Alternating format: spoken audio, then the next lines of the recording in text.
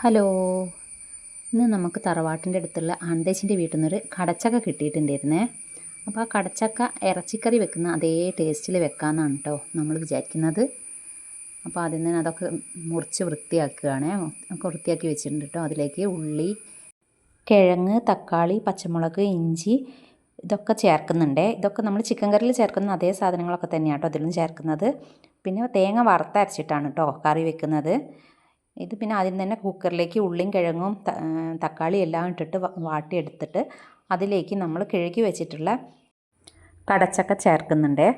ഇതിലേക്ക് പിന്നെ മല്ലിപ്പൊടി, മുളക് പൊടി, മഞ്ഞൾപ്പൊടി, ഉപ്പ് ഇതെല്ലാം ചേർക്കുന്നുണ്ട് കേട്ടോ ഈ സമയത്ത്.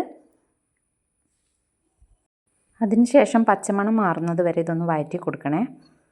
അതിനുശേഷം നമുക്ക് ആവശ്യമുള്ള അത്ര വെള്ളം ചേർക്കാം കേട്ടോ. ഇതിലേക്ക് കുറച്ച് വെള്ളം ചേർത്താൽ മതി കേട്ടോ, കൂടുതലായിട്ടൊന്നും ആവശ്യം ഉണ്ടാവില്ല.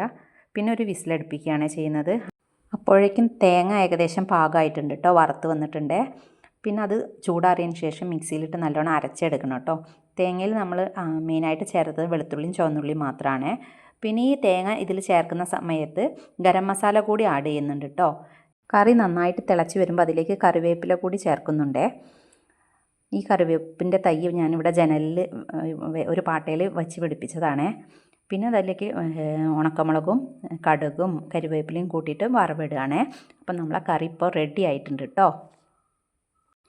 ഈ കറി രാവിലെ ബ്രേക്ക്ഫാസ്റ്റിനും പത്തിരീൻ്റെ കൂടെയും പിന്നെ ചോറിലേക്കും ഒക്കെ കഴിക്കാൻ നല്ല ടേസ്റ്റാണ്. നല്ല ചിക്കൻ കറീൻ്റെ അതേ ഒരു ടേസ്റ്റിലാണ് കേട്ടോ നമുക്കിത് കിട്ടുന്നത്. അതുകൊണ്ട് തന്നെ ചെറിയൊരു ചിക്കൻ കറീൻ്റെ മണവും ഒക്കെ ഉണ്ട് കേട്ടോ. അപ്പോൾ ഈ വീഡിയോ ഇഷ്ടപ്പെട്ടെന്ന് വിചാരിക്കുന്നു. അടുത്ത വീഡിയോയുമായിട്ട് വീണ്ടും വരാം കേട്ടോ.